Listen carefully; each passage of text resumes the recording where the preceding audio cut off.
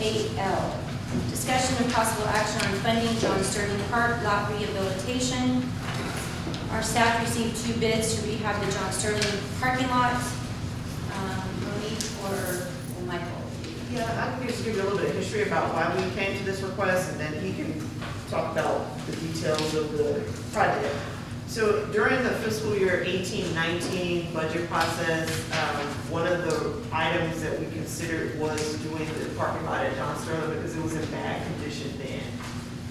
We did not get to fund it that particular fiscal year. But just in looking at it more recently, I noticed that the driveway approaches are deteriorating more. There's other sections of the parking lot that are getting worse. And it is, high traffic. The pool season was one of the things that we were able to keep going even during the COVID hitting last year. And I anticipate that that will probably pick up even more this year. And so, again, it's not something that was funded for this year, just something that I thought, if we could get a reasonable price, that we should try to fund just a mill and overlay and striping of that parking lot. And so I asked our public works director to go back to that original bidder and then also get another company just to see what it will cost. We don't have to officially bid it out because it's less than $50,000, but we do like to get multiple quotes just to see what the best price is. So Hayden Paving, which is here in Kirby, gave us a quote for $19,952, which they were the ones who gave us the original quote in the 18-19 fiscal year, and they only went up, I'm going to say maybe about $50 from, which I anticipated it being several years later, the cost would have gone up significantly, but it didn't.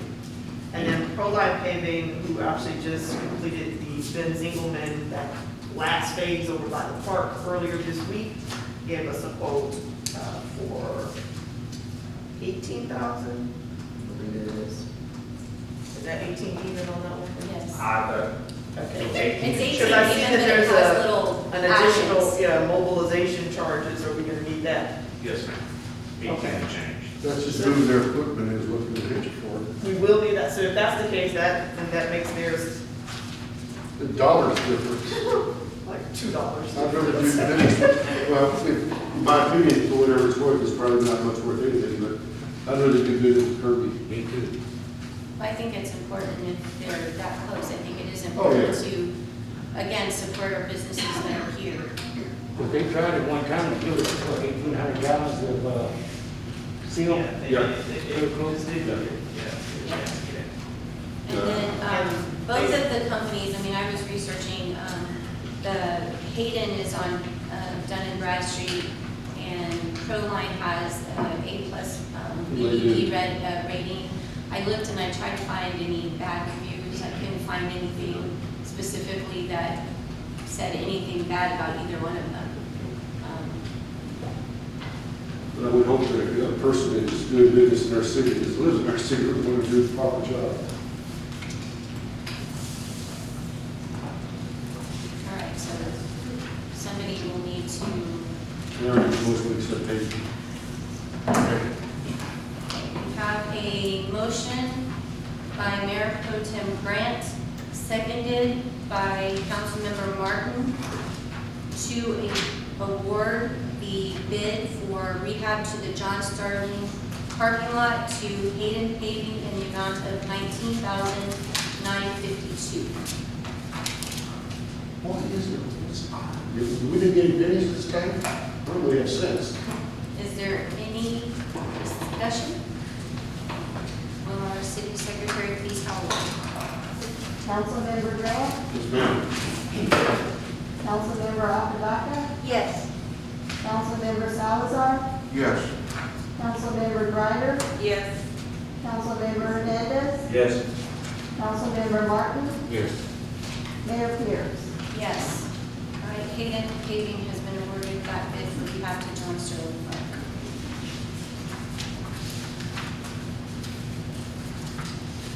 All right, we will now move to item 9A, requests and announcements. Requests by mayor and council members for items to be placed on future city council agendas and announcements on city events, community interests. Mayor Pro Tem Grant. Believe it or not, I'm done. Thank y'all for coming out, appreciate it. Councilmember Salazar. I have nothing else. Councilmember Greider.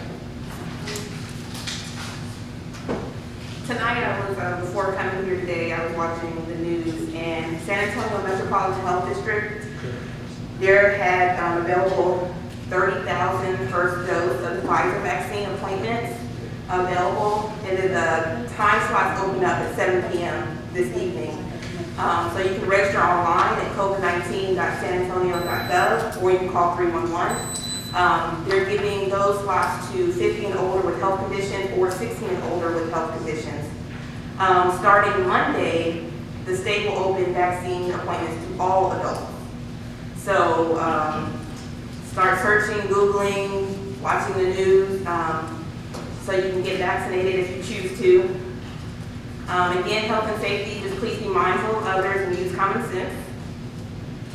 As for the agenda, I would like to see added discussion about ESD 11, because I believe that we need to make the residents aware, and then plus we need to start planning. That is going to be on a subsequent Yeah. agenda for budget time. Okay. So that definitely is in there. Very much. Oh, yes, ma'am, that's it. I just want to make sure. Councilmember Hernandez. I had something, and got away from me. All right. Councilmember Robbins. This last Saturday, we had the garage sale at the senior center. I think everybody agrees that it was a hit. Everybody looks like they had a good time. I saw that at the beginning of the sale, everything was full of items. By the end of the sale, a lot of stuff had gotten sold. The food was good, and everybody had a good time. A lot of turnout, lots of kids. So thank you for everybody that volunteered and showed up. And the senior center is going to be raffling off Mother's Day baskets. We have about 8 baskets right now. Some of them have jewelry, some of them have a Scentsy warmer. There's one that has chocolate in it, just different kinds of baskets. The tickets are $2 each. $2 each. And third thing is, tomorrow is Epilepsy Awareness Day. I have a daughter that's 26 that has Lennox-Gastaut syndrome, so wear purple if possible. And that's all I have. Councilmember Martin. I have a several things. Mr. Jeter wants his project, Mr. Jeter wants his project that they have over there on Nattis and Ackerman back on the agenda. I think, I know this was before my time on the board, but I know there's been lawyers involved, and I don't know what the stipulation is going on, but if nobody's doing like they're supposed to, I think we need to get something done. We need to make a decision on this. And that's all I have on that. You put it, get it back on the agenda, is probably cut over there. And then another thing I'd like to bring up, I've been hearing a lot of complaints about election signs. I know we have an ordinance that will be out 30 days before, but you know, all the candidates, they spend a lot of money every year.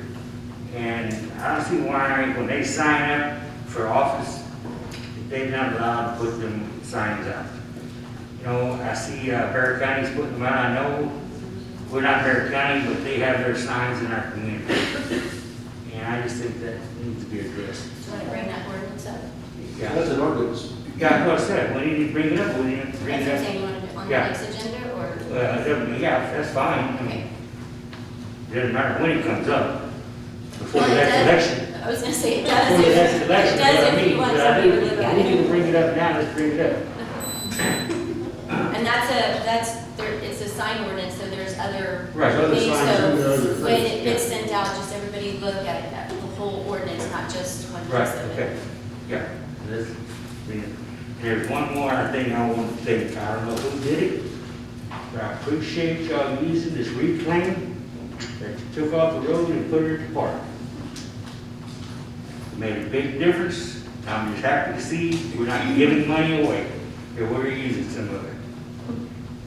I thank you to whoever did that. Our Public Works Director decided to do Yeah, that Mark. from the Ben Zingelman project. That's all I have. All right. Does anybody else have anything? No. Monique, did you want to just tell everybody about May for our cleanup?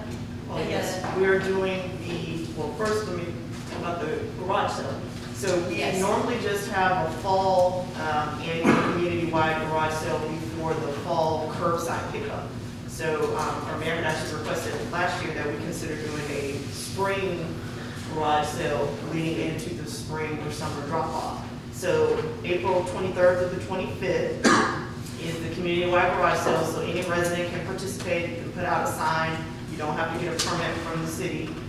If you would like to be included in our list, you can contact the city secretary by email or phone, give her your address, and she will put together a list that will be posted so that people know what houses to go to. But even if you don't provide your address, you're welcome to participate. And then May 10th through the 18th, we'll have our, we're calling it summer cleanup, where you have to drop off your bulky goods and brush at the Public Works yard. They'll be open each of those days from 10 a.m. to 6 p.m. It is for Kirby residents only. You must have a current water bill, and they will not be accepting any hazardous material. We already had hazard cleanup in March, so this is strictly for bulky goods, brush, those items. You can't bring tires or flammables either. So again, that's May 10th to the 18th from 10 a.m. to 6 p.m. Thank you. And thank you, everybody, for showing up this evening. I wanted to take a moment to sincerely thank our Bear County advocate for coming out this evening. That, again, I want to remind everybody that, those services are available for the city of Kirby. Bear County has a plethora of resources for all kinds of things that a resident may encounter. So that would be something that you can explore on bearcounty.org. And of course, our police department is a plethora of knowledge as well. If you don't know who to go to, and even our fire department,